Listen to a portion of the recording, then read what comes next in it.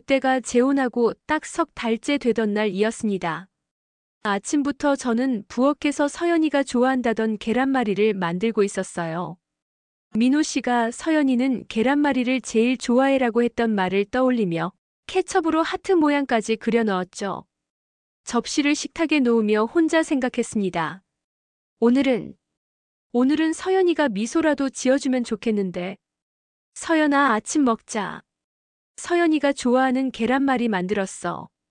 제 목소리는 일부러 밝게, 너무 밝지 않게 조절했습니다. 며칠 전 서연이가 너무 일부러 착한 척 하는 것 같아요 라고 중얼거린 게 마음에 걸려서요. 방문이 열리고 교복을 입은 서연이가 나왔습니다. 제 얼굴은 쳐다보지도 않은 채 식탁 의자에 앉더군요. 잘 먹겠습니다. 작은 목소리였습니다. 저를 향한 게 아니라 허공을 향한 인사였죠. 서연이는 계란말이를 한 입 베어 물고는 아무 말 없이 씹었어요. 맛있는지 싫은지 그 어떤 표정도 보이지 않았습니다. 저는 서연이 맞은편에 앉아 밥을 먹는 척했지만 사실 목구멍으로 넘어가지 않았어요. 괜찮아. 천천히 가면 돼. 아직 석 달밖에 안 됐잖아. 스스로를 다독이며 저는 물을 한 모금 마셨습니다. 그때 민호 씨가 넥타이를 매며 거실로 나왔어요. 우리 서연이 오늘 학부모 상담 있는 거 알지?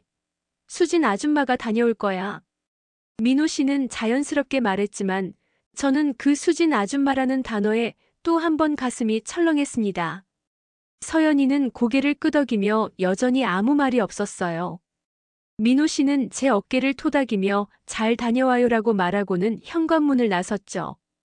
그렇게 집안에는 저와 서연이 단둘만 남았습니다. 오후 2시. 학교 상담실 앞 복도에서 저는 손을 꼭 쥐고 기다리고 있었습니다.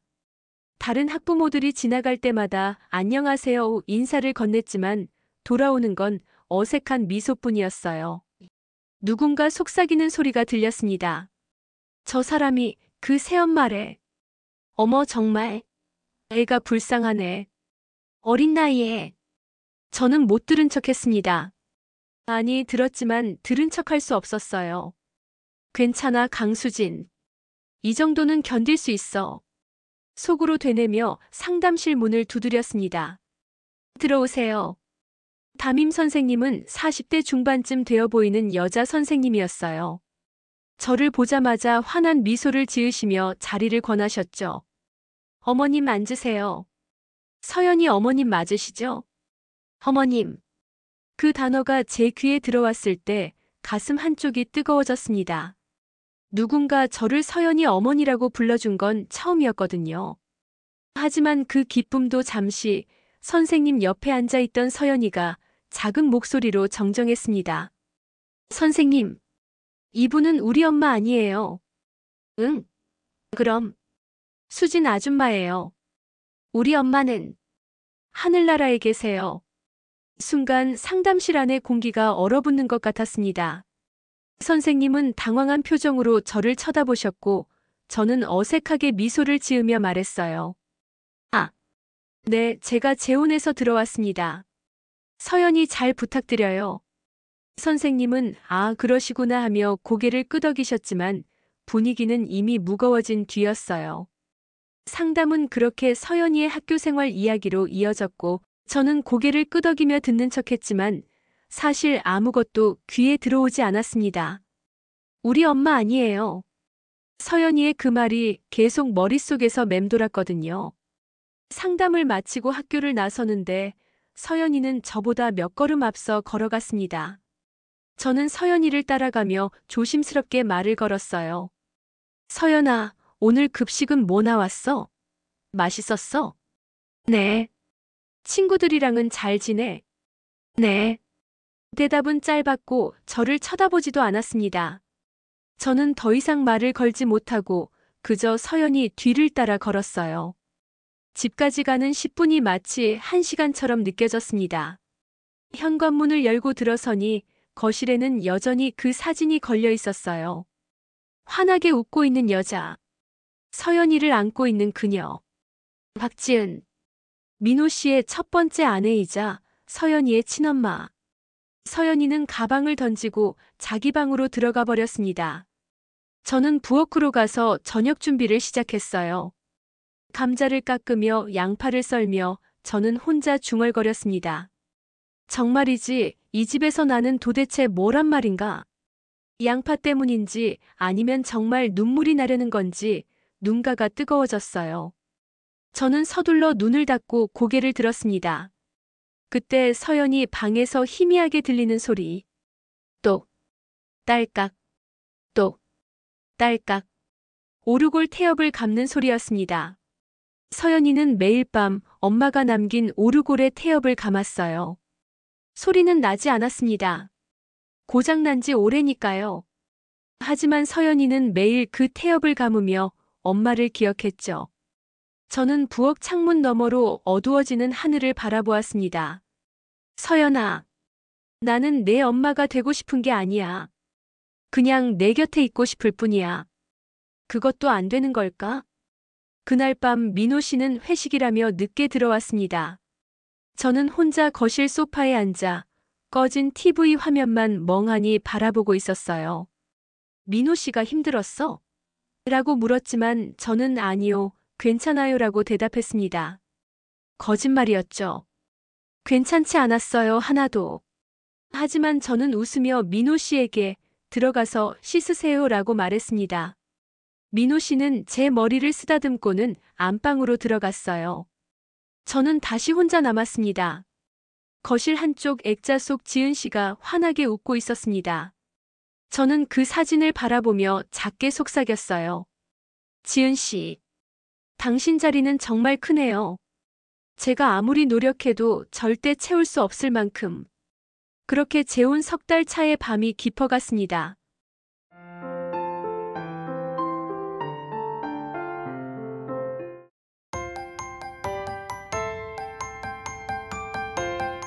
그날은 어버이날이었습니다.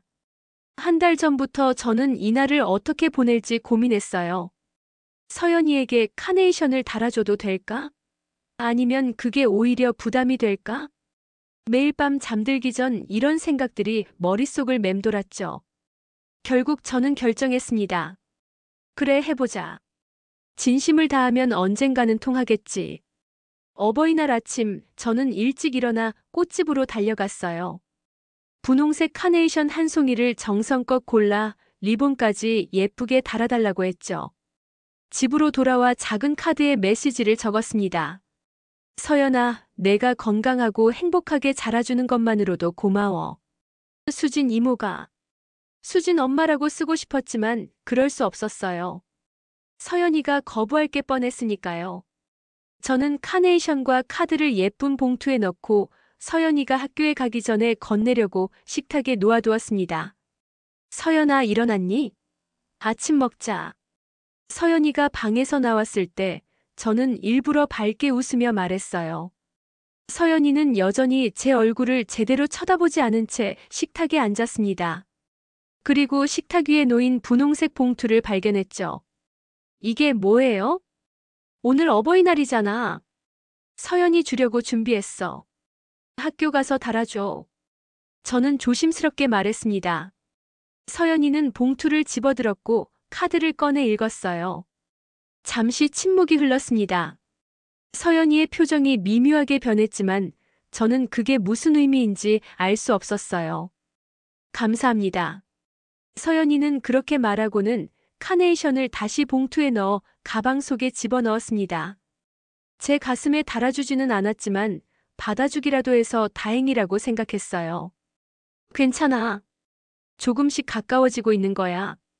저는 스스로를 다독이며 서연이에게 아침을 차려주었습니다. 오후 2시. 학교 강당에서 어버이날 행사가 열렸습니다. 저는 학부모석 맨 뒷자리에 조용히 앉아 있었어요. 다른 엄마들이 옹기종기 모여 이야기를 나누는 모습을 보며 저는 혼자 프로그램을 읽는 척했죠. 누군가 제 옆자리에 앉으려다가 아, 여기 자리 있나요? 하고 물었지만 제 얼굴을 보자마자 아, 괜찮아요 하며 다른 자리로 가버렸어요. 괜찮아, 강수진. 이런 거에 신경 쓰지 마. 저는 고개를 들고 무대를 바라보았습니다. 아이들이 하나둘씩 나와 부모님께 카네이션을 달아드리는 순서였어요. 한 아이가 엄마 가슴에 카네이션을 달아주며 엄마 사랑해요라고 말하자 엄마는 아이를 꼭 안아주며 눈물을 흘렸습니다. 저는 그 모습을 보며 가슴이 먹먹해졌어요. 나도 저런 순간을 경험할 수 있을까? 그때 서연이 차례가 왔습니다. 서연이는 단상에 올라가 마이크 앞에 섰어요. 작은 손에는 카네이션이 들려 있었죠. 하지만 그건 제가 준 카네이션이 아니었습니다. 새로 만든 것이었어요. 저는 3학년 2반 박서연입니다. 오늘은 어버이날이에요.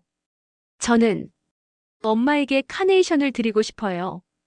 서연이의 목소리가 강당에 울려 퍼졌습니다. 저는 가슴이 두근거렸어요. 혹시 나한테 달아주려고? 하지만 다음 순간 서연이는 이렇게 말했습니다. 우리 엄마는 지금 하늘나라에 계세요. 그래서 오늘은 엄마가 보시라고 제 책상 서랍에 넣어둘 거예요. 순간 강당 안이 조용해졌습니다. 몇몇 학부모들이 어머 하고 작게 탄식했고 어떤 사람은 고개를 가로저었어요. 저는 객석에 얼어붙은 채 앉아 있었습니다. 서연이는 단상에서 내려와 제 앞을 지나쳐갔습니다. 저를 쳐다보지도 않았어요. 그리고 뒷문으로 나가버렸죠. 저는 움직일 수가 없었습니다. 주변에서 수군거리는 소리가 들렸어요. 저 아이가 그 새엄마 있다던 애 아니야? 어머, 그래. 근데 엄마는 안 온 거야? 아니, 저기 앉아 있잖아. 저 뒷자리에. 어머나. 저 사람이 새엄마구나. 근데 애가 완전히 거부하네. 불쌍하긴 한데. 뭐 친엄마가 아니니까 당연한 거 아니야? 그 목소리들이 제 귀에 꽂혔습니다. 저는 가방을 움켜쥐고 자리에서 일어났어요. 더 이상 여기 있을 수가 없었습니다. 강당 밖으로 나오니 복도 끝에 서연이가 서 있었어요. 창문을 바라보며 카네이션을 손에 쥐고 있었죠. 저는 천천히 다가가 서연이 옆에 섰습니다. 서연아. 서연이는 대답하지 않았습니다. 저는 무슨 말을 해야 할지 몰랐어요. 괜찮아. 엄마가 하늘에서 보고 계실 거야. 무슨 말을 해도 위선적으로 들릴 것 같았습니다. 결국 저는 아무 말도 하지 못했어요. 그저 서연이 옆에 서서 함께 창밖을 바라보았습니다.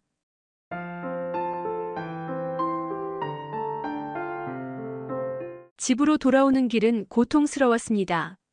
서연이는 제 옆을 걸었지만 여전히 아무 말이 없었어요. 저는 몇 번이나 말을 걸려고 했지만 목구멍에서 말이 나오지 않았습니다.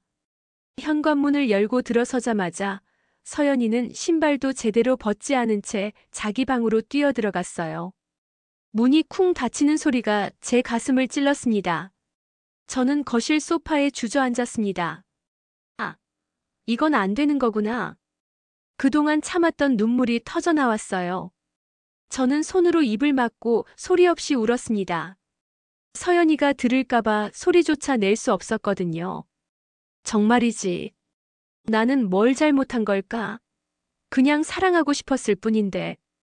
서연이 가방 속에서 무언가가 보였습니다. 제가 아침에 서연이에게 준 카네이션.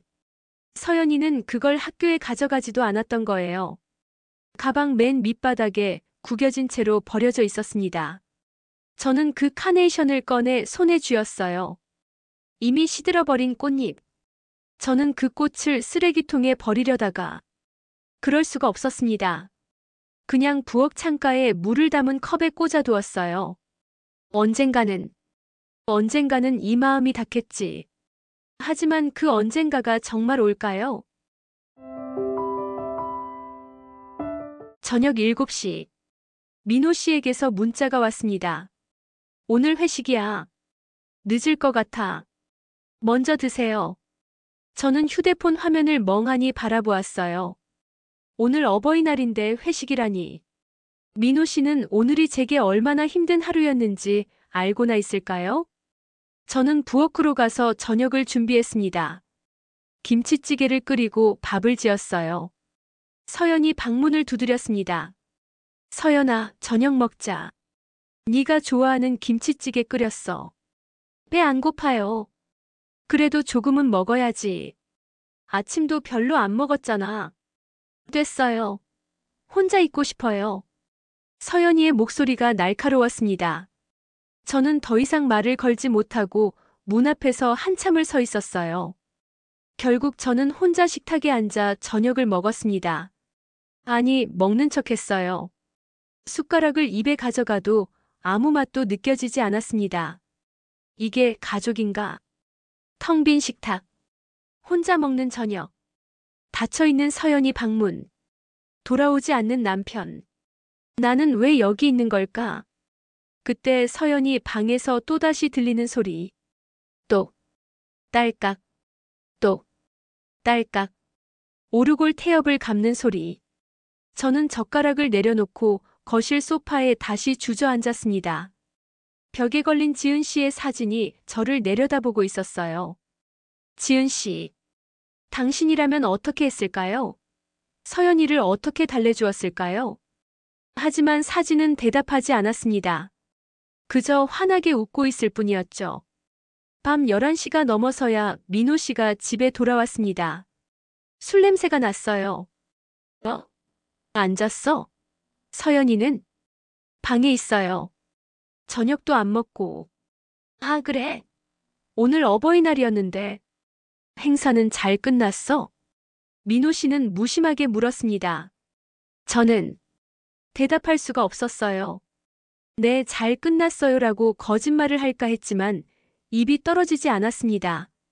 당신 오늘 서연이가 얼마나 힘들어했는지 알아요? 응. 무슨 일 있었어? 서연이가 강당에서 엄마는 하늘나라에 계세요라고 말했어요. 모든 학부모들 앞에서. 민호 씨는 잠시 침묵하더니 한숨을 쉬었습니다. 아, 그랬구나. 서연이도 힘들었겠네. 시간이 지나면 나아질 거야. 시간이 지나면요? 제 목소리가 떨렸습니다. 당신은 맨날 그렇게 말해요. 시간이 지나면 괜찮아질 거라고. 하지만 전혀 나아지지 않잖아요. 서연이는 저를 여전히 벽처럼 대하고 당신은 회식이다 뭐다 집에도 없고. 수진아, 나도 정말 열심히 노력했어. 서연이를 사랑하려고 이 집에 적응하려고. 근데 내가 아무리 노력해도 아무도 나를 봐주지 않아. 저는 울컥하며 말을 이었습니다. 저도 인정받고 싶어요. 제가 여기 있다는 걸.